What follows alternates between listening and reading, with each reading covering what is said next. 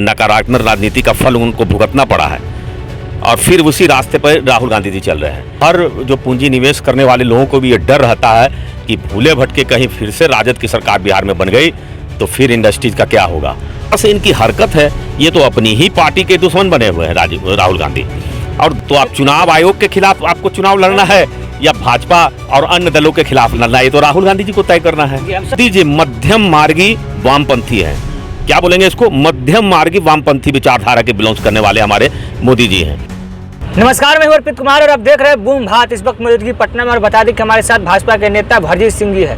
हरजीत सिंह जी से जानेंगे कि SIR के लेके जो है वोट चोरी का आरोप लगा रहे हैं, फर्जीवाड़ा के लेकर राहुल गांधी बिहार पर वोटर अधिकार यात्रा पे है। साथ ही जो है एक नया कानून बिल पारित हो रहा है संसद में, जिस पर काफ़ी घमासान भी मचा हुआ है और इस पर तमाम मुद्दों पर क्या कुछ सोचते हैं, क्या कहिएगा। लगातार जो है SIR के लेके जो है विरोध हो रहा है, फर्जीवाड़ा का आरोप लगाया जा रहा है, राहुल गांधी जी वोटर अधिकार यात्रा पर बिहार में है, क्या कहिएगा। ये जो आरोप लगाया जा रहा है ये पूरी तरह से ये जो है नकारात्मक राजनीति का उदाहरण है और कुछ नहीं है। ये इसी तरह की नकारात्मक राजनीति करने में आज इंदिरा गांधी जी हो, चाहे संजय गांधी हो, चाहे राजीव गांधी हो, इसी राजनीतिक जो है नकारात्मक राजनीति का फल उनको भुगतना पड़ा है और फिर उसी रास्ते पर राहुल गांधी जी चल रहे हैं। देश में बहुत सारे विकास के काम हो रहे हैं तो विपक्ष के पास कोई मुद्दा है नहीं, तो अब नकारात्मक राजनीति जो कि चुनाव आयोग का क्षेत्राधिकार है वो क्या कार्रवाई कर रही है, उसमें जो जो खामियां आपको नज़र आती हैं उसके लिए आपको समय सीमा दी गई है, उसको आप दुरुस्त कराएं। तो केवल पब्लिक डोमेन में घूमने से आप किसी भी राजनीतिक दल को, या इसमें राजनीतिक दल का तो कोई सवाल ही नहीं है, ये चुनाव आयोग के ऊपर आरोप लगा रहे हैं। कभी इनको सुप्रीम कोर्ट जो है न्यायपालिका, कभी जो है विधायिका, सबके विरुद्ध जो है इनको तकलीफ़ है। तो मुझे ये नहीं समझ में आती कि इतनी नकारात्मक राजनीति को लेकर ये कैसे बिहार में राजनीति कर रहे हैं या पूरे देश भर में जो है ये घूम रहे हैं। ये राजनीति की बेशर्मी की चरम सीमा है, क्योंकि कोई भी इतने बड़े देश में और बिहार की इतनी जो है 8 से 9 करोड़ की आबादी का वोटर लिस्ट बन रहा है, जितने भी वाली हुए हैं, तो उसमें 2-4 लोगों का कहीं से उठाते हैं, झूठा प्रोपगंडा लेके आते हैं। अभी नौहट्टा की जो महिला का जो रिपोर्ट था कि उनको जो है स्थानीय नेता ने जो है उनको प्रलोभन दिया कि आप राहुल गांधी के सामने ये बोले कि हमारे परिवार के लोगों का नाम कट गया था। और जब सच्चाई सामने आई तो सभी लोग पब्लिक के डोमेन में आ गए। तो इससे केवल आप अपनी भद पिटवा रहे हैं पूरे बिहार में घूमकर, क्योंकि गांधी परिवार का एक आभा मंडल तो रहा है एक ज़माने में, लेकिन जिस तरह से इनकी हरकत है ये तो अपनी ही पार्टी के दुश्मन बने हुए हैं राहुल गांधी, और देश को एक नकारात्मक सोच की ओर ले जाना चाहते हैं। लेकिन ये देश की जनता बहुत जागरूक है, अब सूचना क्रांति का युग है, कोई भी झूठ आपका झूठा प्रोपगंडा नहीं चलने वाला है। जैसे इंदिरा गांधी जी पहले झूठा प्रोपगंडा चलाती थी कि गरीबी हटाओ, गरीबी हटाने के नाम पर बार बार वोट लेती थी, लेकिन गरीबी देश से क्या हटी? गरीबी कब हटी? जब 2014 में हमारे नरेंद्र मोदी जी भारत के प्रधानमंत्री बने, तब गरीबी को चरणबद्ध तरीके से बिहार में भी और पूरे देश भर में धीरे धीरे ख़त्म किया जा रहा है और अभी तक लगभग 35 करोड़ लोगों को गरीबी से बाहर निकाला गया है। और इसीलिए जो है वामपंथियों का भी आज जो अंत हो रहा, क्यों हो रहा है? क्योंकि हमारे मोदी जी मध्यम मार्गी वामपंथी हैं। क्या बोलेंगे इसको, मध्यम मार्गी वामपंथी विचारधारा के बिलोंग करने वाले हमारे मोदी जी हैं। अब जो लोग अपने आप को स्वयंभू समझते थे किस चीज़ के, तो वो समझते थे कि हम सामाजिक न्याय के प्रतीक हैं, लेकिन हमारे असली सामाजिक न्याय के प्रणेता कौन है? नरेंद्र मोदी जी है, जो पिछड़ों का राज चल रहा है, OBC प्रधानमंत्री है। तो सामाजिक न्याय भी हम कर रहे हैं, मध्यम मार्गी वामपंथी विचारधारा भी हमारे साथ है।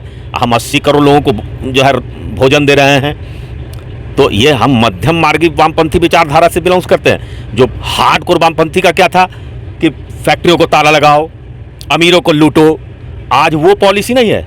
हमारे मोदी जी का कहना है कि जो बड़े बड़े फैक्ट्री ऑनर हैं, जो बड़े बड़े उद्योगपति हैं, उनको भी संरक्षण की ज़रूरत है, क्योंकि वो लाखों रोजगार पैदा करते हैं। और जो हमारे गरीब तबके के लोग हैं जो अभी उस सीमा को पार नहीं कर पाए हैं, जिनको भोजन की आवश्यकता, 80 करोड़ ऐसे परिवार को भोजन भी हम दे रहे हैं। जो शिक्षा का अधिकार है, तो सबको शिक्षित कैसे करना है, उस पर भी जो है भारत सरकार और बिहार सरकार कदम से कदम ताल मिला के चल रही है। जो बच्चे स्कूल नहीं जाते हैं उनके लिए मिड डे मील की योजना है कि भोजन भी स्कूल में मिलेगा और पढ़ाई भी स्कूल में होगा।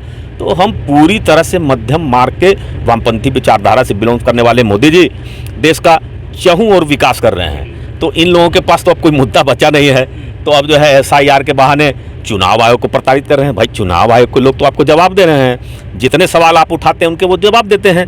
इसमें तो आप चुनाव आयोग के खिलाफ आपको चुनाव लड़ना है या भाजपा और अन्य दलों के खिलाफ लड़ना है, ये तो राहुल गांधी जी को तय करना है। 130वें संविधान संशोधन से का विपक्ष जो विरोध कर रहा है, तो ये बात समझ में नहीं आ रही है कि अभी पूरे देश भर में ज़्यादातर राज्यों में भाजपा के मुख्यमंत्री हैं, भाजपा के मंत्री हैं, प्रधानमंत्री भी भाजपा के हैं, और यही सरकार ये कानून ला रही है कि अगर प्रधानमंत्री भी गलत करें, कोई भ्रष्टाचार में शामिल हो या कोई भी आपराधिक मुकदमे में 30 दिनों तक जेल में रह गए तो उनको सज़ा मिल जाए, उनको कुर्सी छोड़नी पड़ेगी। तब विपक्ष को क्यों परेशानी हो रही है, मुझे यही समझ में नहीं आ रहा। अभी तो ज़्यादातर मुख्यमंत्री और जो है प्रधानमंत्री सब तो भाजपा के हैं, तो इनको डर होना चाहिए, लेकिन यहाँ विपक्ष के लोग डर रहे हैं क्योंकि इनका इतिहास आपराधिक रहा है। ये सत्ता से बाहर भी इसीलिए हुए क्योंकि ये कंठ तक जो है भ्रष्टाचार में डूबे थे। पूरे जो है महागठबंधन के जितने भी ये दल हैं, आप उठा कर देख ले, जब जब इनको सत्ता मिली है, आज जो भ्रष्टाचार पे अगर कुछ अंकुश लग रहा है इनके राज्यों में, इनके द्वारा शासित राज्यों में, तो केवल मोदी जी का डर है।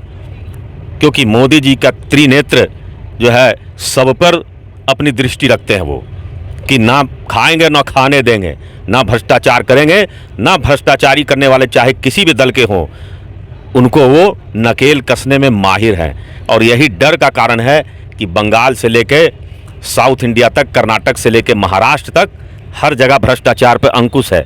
ये मोदी जो है जी का ये डर इतना व्याप्त है लोगों में कि भ्रष्टाचार को से लोग कोसों दूर रहते हैं।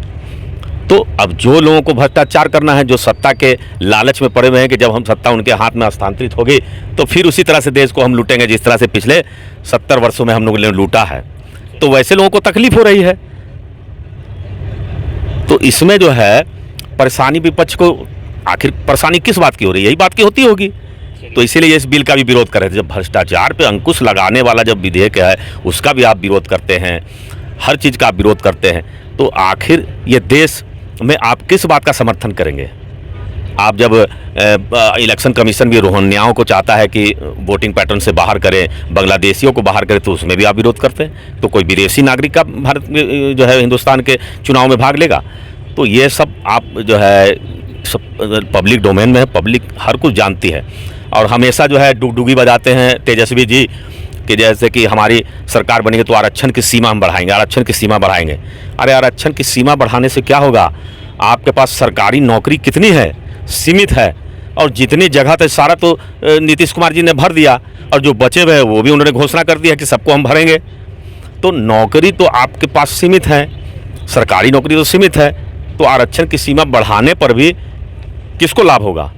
जब नौकरी नहीं रहेगी तो लाभ किसको होगा।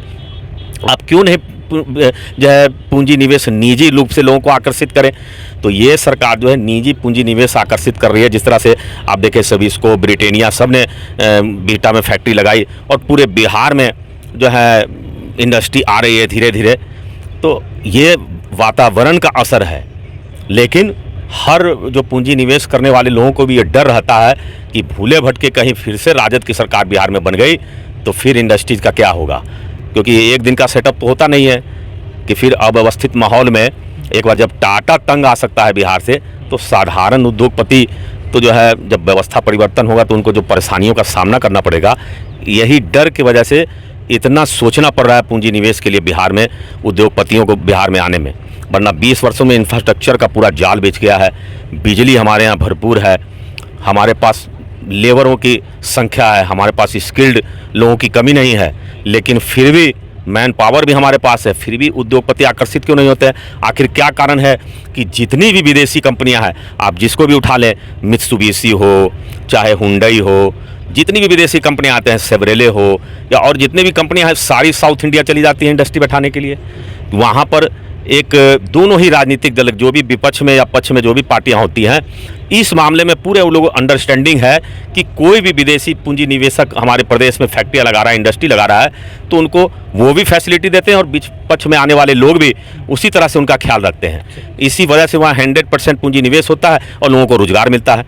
और बिहार में एक नकारात्मक पॉलिटिक्स करने वाली पार्टी जो है राजद का भय इतना है कि विदेशी पूंजी हमारे यहाँ नहीं आता है, और देसी पूंजी भी लगाने से पहले 100 बार सोचते हैं कि गलती से भी ये आ गए तो बिहार का क्या होगा। तो ये नुकसान हम लोग को झेलना पड़ रहा है।